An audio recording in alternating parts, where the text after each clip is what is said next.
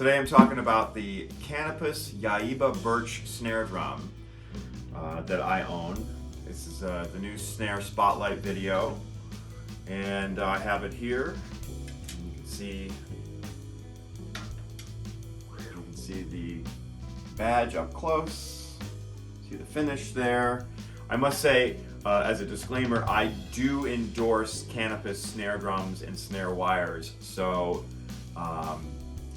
do with that information what you will, but they are not aware that I'm making this video, and they have no idea what I'm saying in this video about their drum. So this is just my opinion and my take on this particular snare drum made by Canopus, the Yaiba Birch.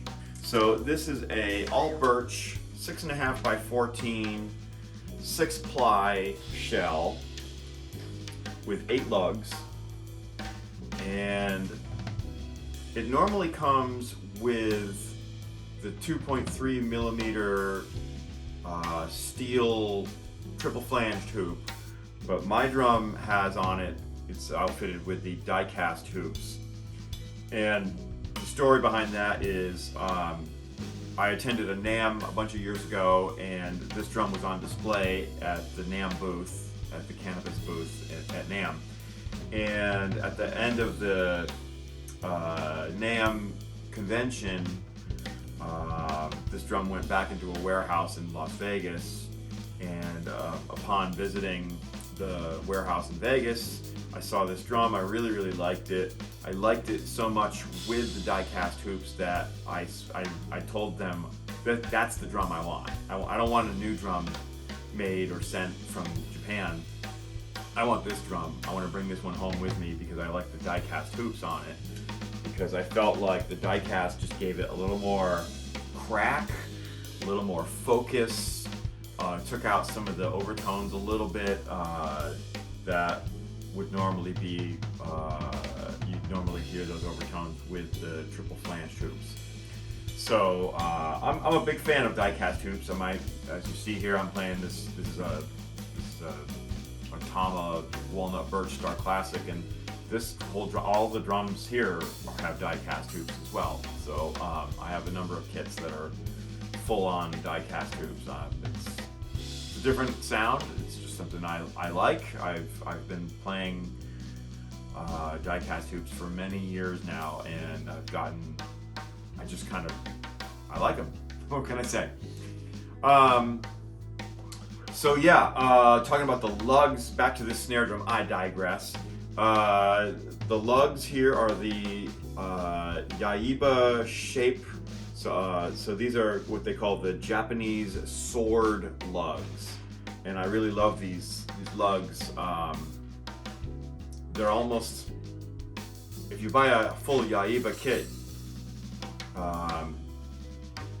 on the toms and on the kick drum, they don't have lugs that are dual-sided like this one is. I don't know if you see that.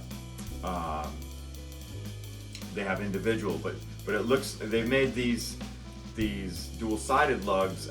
They sort of like put them together, and it's a cool design. I really like it. The wires came with the drum. These are the Canopus non-plated vintage wires.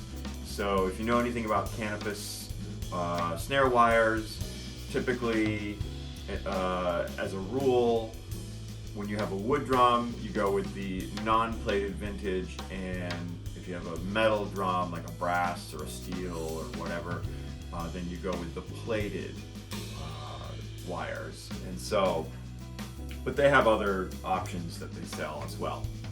The finish is called Ice Black Sparkle, and I'm not crazy about the color. I really like sparkle finishes on drums. Just as a rule, like almost any color is cool. And this color definitely qualifies as being cool in a way, but it's pretty understated. In the right light, it's nice. It has this sort of like gold sparkle thing going on with it. I don't know if you can see that in the light. that is provided by this video. But you know, when you just put it up here on the drum kit and I'm looking down at it right now, I don't see any sparkles. So it sort of has sort of like a brown hue to it. So almost like a chocolatey kind of color to it. Kind of interesting. Anyway, they have other finishes that they come with. So you know, you could look it up on their website, canopus.com. The price range is around, I'm gonna say around $550, $500 to maybe $650-ish, maybe less than that. On Reverb, it's around $550. It's averaging around $550. So, you know, not terribly expensive for a snare drum, but not cheap either. I actually use this particular drum, not this particular drum, but I use this model drum on tour with MANNHEIM Steamroller. Only that drum has the, as I said, the triple flanged hoops. So a little bit more overtones there, a little bit, maybe for some people, a little bit more comfortable to play on if you're hitting a lot of rim shots. It's just, you know, and the drum, so the whole drum kit that I play with MANNHEIM Steamroller is in the what you call the indigo matte finish. So it has sort of a bluish finish that you can see the wood grain on, and I did a whole video on, like a whole rig rundown on that drum kit a few months ago when I finished the tour. So you can check that video out in, you know, maybe like right up here. I'll put the link. All right. So how does this drum sound? It's punchy, it's articulate, it can be very loud. My opinion is that it makes for a great rock drum, but you know, I've been playing some jazz this week here in the studio and just doing some practicing and stuff, and it's a great jazz drum too. Like, it doesn't have to be hit real hard to sound good. I mean, it sounds good, just, you know, soft at all dynamics and really at all tunings. As I said, there's not a lot of overtones due to these die-cast hoops that are on the drum, but there's still, you know, it still rings out. You know, I don't have any dampening on the drum right now, and generally don't use any. Maybe a tiny bit of a gel or a little piece of tape or something if there's a ring that's like a note that's ringing out a little bit, that's unpleasant. I gotta say, the die-cast rims really make for a killer rim shot and rim click sound. So there's that. And the other thing is that the die-cast rims really help to just keep its tuning. Like, I don't ever have to retune this drum. It stays in tune. No matter if I tune it up or tune it down, it will not budge. All right. So, you know, with the triple flanged hoop, there's a little more give, and sometimes you have to, you know, retune. If you're hitting hard, especially if you're hitting rim shots really hard, you might have to retune, like especially in that area where the stick is hitting the drum. The strainer is nothing fancy, but like all Canopus drums, has sort of a almost like a Ludwig P85 style strainer, but it's a little bit smoother than the Ludwigs.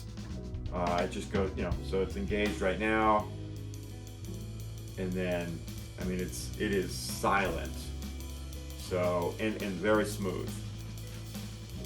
So there, I just turned it on. Did you hear anything? Hardly at all. I'm gonna turn it off.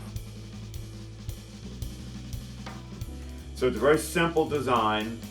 I like that, you know, if you turn the drum upside down and you're working on the snares and the wires, or maybe even the bottom head, I like how the key area where you operate, where you tighten down the drum, with the drum key, it's sort of angled so that it's not pointed out like this way, like, 90 degrees. It's sort of like got like a 60-degree angle on it, which makes it a little easier to operate with the key when the drum's upside down and you're working like this. So it becomes easier to operate the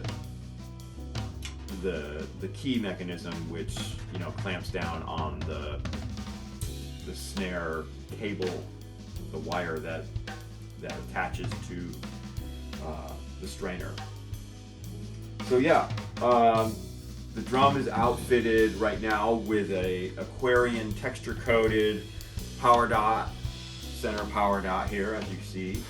I've worn it in quite a bit right here in the center, but plenty of life left in this head. And the bottom head is the stock Canopus snare side, which is allegedly made by Remo USA. I will very likely change that head out at my earliest convenience. But yeah, on the inside of the shell it says made in Japan, 1509 Birch. So I assume 1509 is the serial number, because there's no other serial number on the drum. There's nothing here on the badge. But I do like this badge. It's got that sort of Japanese writing on it. And yeah, I love this drum. So I'm gonna demo it a little bit here and show off some different tunings, at least a high and a low. Right now the drum is at a higher tuning, maybe like a medium high kind of.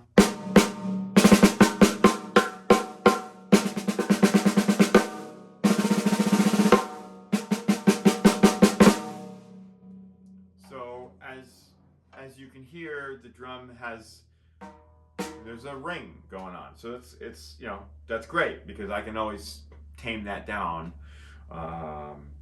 with various tools that I have. So yeah, there you go. Let's get into the playing a little bit here, and I'm going to demonstrate what this drum sounds like at some different tunings.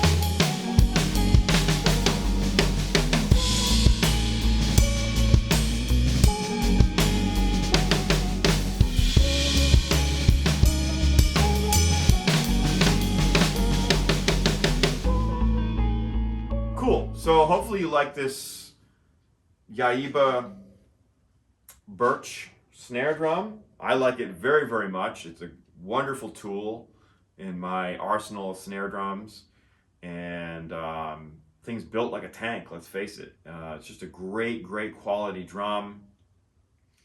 Like I said, great rock drum, has great like punch, articulation, and